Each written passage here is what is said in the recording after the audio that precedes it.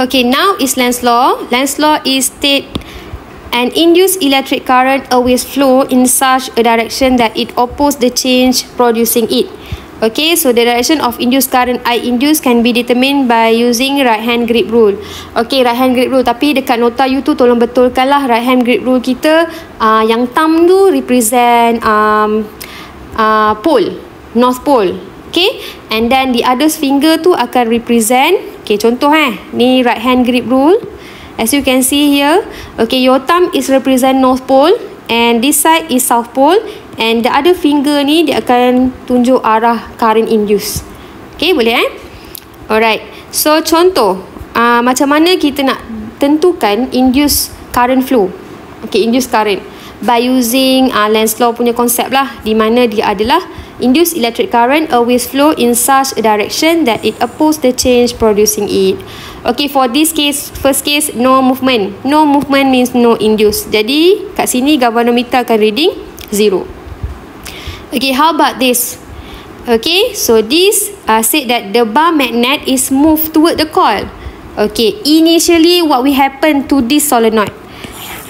Dia tak rasa apa-apa sebab sebab bar magnet too far away. Okay, jadi initially kita boleh kata theta flux initial. Flux ni apa? Okay, number of magnetic field line pass through surface area. Itu adalah magnetic flux. Okay, so magnetic flux initially adalah 0. Saya assume kosong dululah. Okay, macam tu. And then after kita gerakkan, this move towards the solenoid. So what will happen into the solenoid? So dia akan experience magnetic flux. Why? Because the number of this field pass through the surface area. Okay, faham itu? Alright, bila move forward, okay, move forward, so dia akan mengalami flux lah. Okay, final ni akan ada flux. Contohlah saya letaklah flux dia 5 5. Okay, 5 Weber, 0 Weber. So what will happen for this? Okay, apa yang berlaku pada solenoid ni? You kena tengoklah yang you tulis ni. Daripada 0 Weber kepada 5 Weber, apa yang dia rasa? Dia merasai increasing of flux. Change of flux dia daripada 0 kepada 5. Peningkatan flux. Yang tu kena faham. Increasing of flux. Okay, dia kena buat apa untuk pertahankan diri dia? Because Lenz's law said that the induced electric current always flow in such a direction that it opposes the change producing it. Kita kena cari dulu apa change yang producing. Okay, so kita akan dapat kat sini adalah increasing of flux. To oppose this increasing of flux, solenoid ni kena tolak dia. Tak nak peningkatan. So, to oppose this increasing, what should solenoid do? Okay, dia kena letak north pole dekat sini, iaitu pole yang sama dengan pole yang dekat dengan dia tadi. Okay, kalau dia lekat, so dia tak boleh nak dekat lah, because peningkatan tadi tu akan tak boleh meningkat lah, macam tu lah. So dia kena mempertahankan diri dia to oppose the increasing of flux. So dia kena letak north pole di sini, and then this side will be south pole. Okay, so then macam mana you nak tentukan direction of induced EMF? Sebab syarat induced EMF dia akan oppose direction of current flow is always oppose the change that producing it. Okay, yang tu yang you kena pegang. Okay, so yang ni tangan. So kita tahu tadi thumb kita represent north pole, betul? So letak tangan macam ni. Okay, what you can see here, jari-jari kita ni. Okay, ni thumb, ini ni north pole, ni south pole, and then ada fingers ni yang tunjuk arah current. Tapi kalau you tengok, yang ni belakang wire, yang ni depan wire. So nampak tak jari kita ni depan wire, dia start. So kat sini, so you akan lukis current dia flow like this.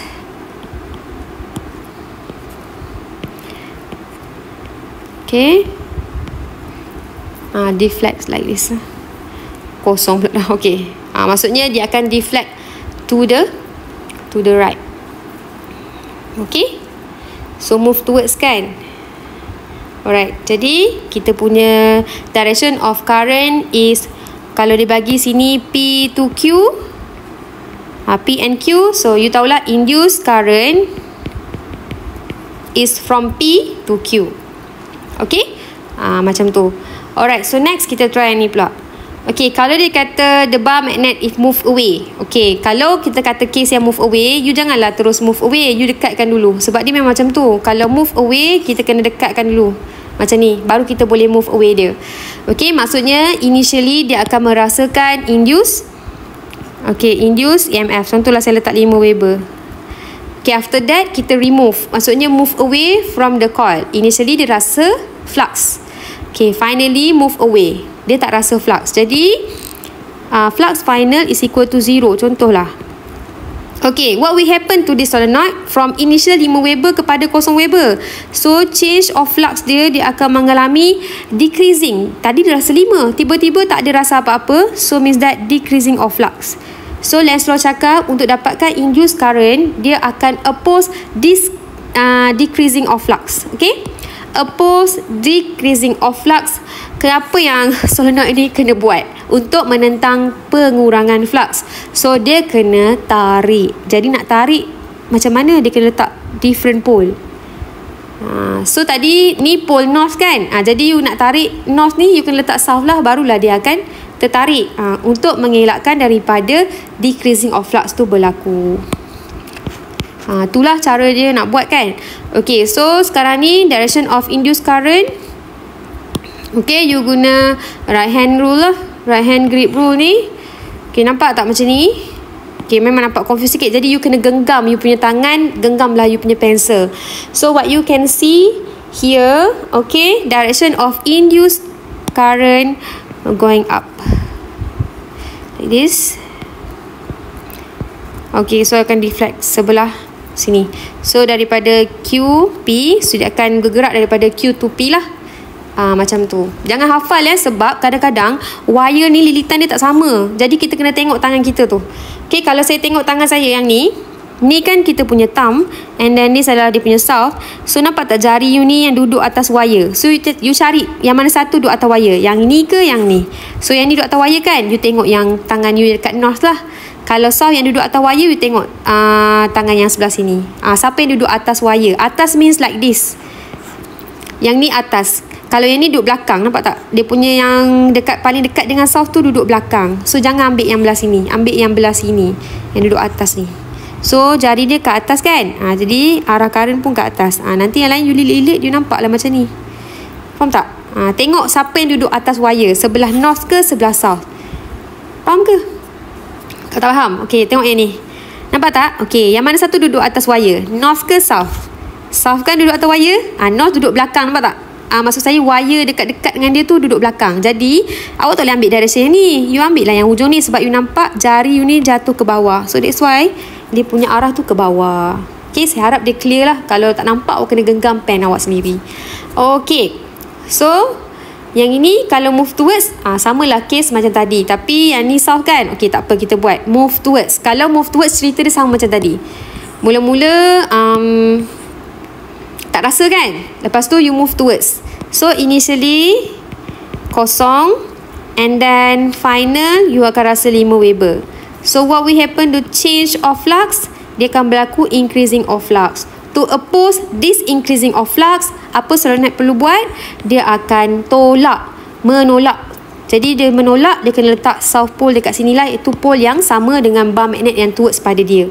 Okay, to oppose this increasing of flux, so solenoid should have south pole to oppose the change producing it. Okay, so sini akan jadi north lah.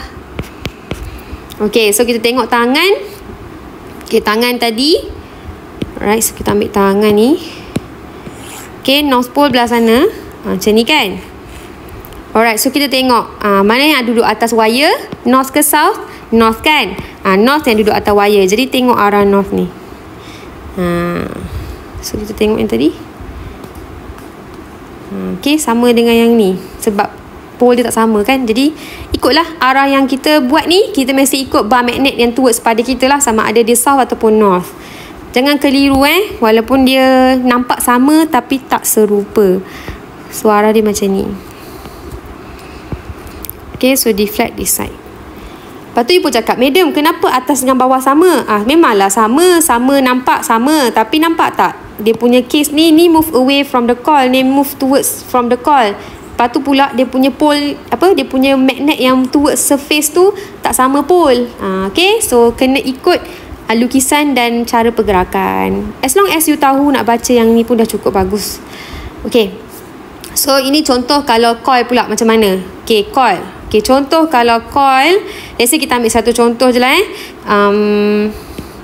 ini kalau dia move away. Kalau move away macam mana pun you kena letak dekat dulu, baru you boleh move away lah. Contoh initially macam ni. Dia memang konsep dia macam tu lah. Okay, maksudnya initially you rasa sebab you nak move away. Okay, 5 Weber.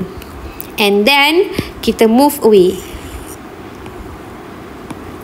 So flux final will be 0 Weber. So apa yang akan jadi pada change of flux dia? Increasing of flux. Decreasing of flux. Okay, to oppose decreasing of flux, to oppose this decreasing of flux, apa yang coil ni patut buat? Dia kena tarik supaya dia tak decrease. Macam tu. So kena tarik. Macam mana nak tarik? Dia kena letak temporary magnet dekat dalam coil ni, iaitu to produce temporary magnetic field. Jadi kita akan letak north pole dekat sini lah. Nak tolak kan? Nak pengurangan, jadi nak tarik. Okay, nak tarik kena letak pole yang berbeza lah. South dekat sini, and then north dekat sini. You jangan pening Pening maksud saya, coil ni kita tak tahu nak lukis macam mana. So tak perlu lukis, awak tengok je. Maksudnya bila awak kata move away, dia akan tarik with the different pole. So you letak je south dekat sini, letak north dekat sini. Lepas tu ambil tangan. Okay, ambil tangan ni. Okay, tangan ni.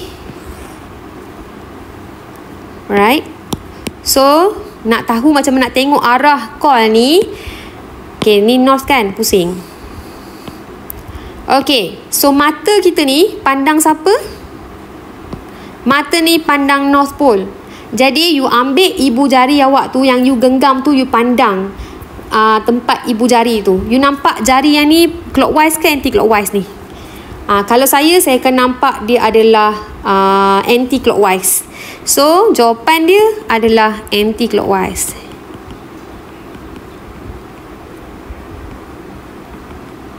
Macam tu lah. Boleh? Okay, how about this one? This one kalau you dah faham, maksudnya boleh terus buat lah. Bila move towards, maksudnya daripada flux 0 kepada flux 5. So berlaku change of flux dia adalah increasing of flux. To oppose this increasing of flux, kita akan letak same pole untuk tolak supaya peningkatan tidak berlaku.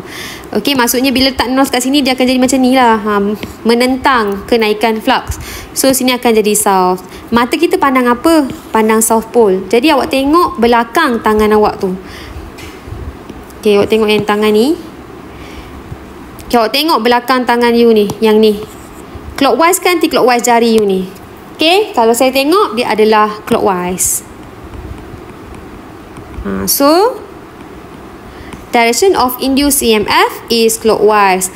Kalau nak lukis, saya takut ada setengah pandangan mata kita tak sama. Kalau saya lukis anti-clockwise macam ni, kalau you boleh nampak tak apa. Macam ni. Kalau you pandang side sini, this side, so memang nampak anti-clockwise. Macam tu lah. Kalau yang ni clockwise kan, so clockwise kita nak lukis macam mana? Macam ni. Meda lukis macam mana ni? Yelah, okay. So dia pandangan mata kita yang akan buat kita confuse. As long as you tahulah macam mana nak cari clockwise ataupun anti-clockwise. Saya harap ni sangat-sangat membantu you lah.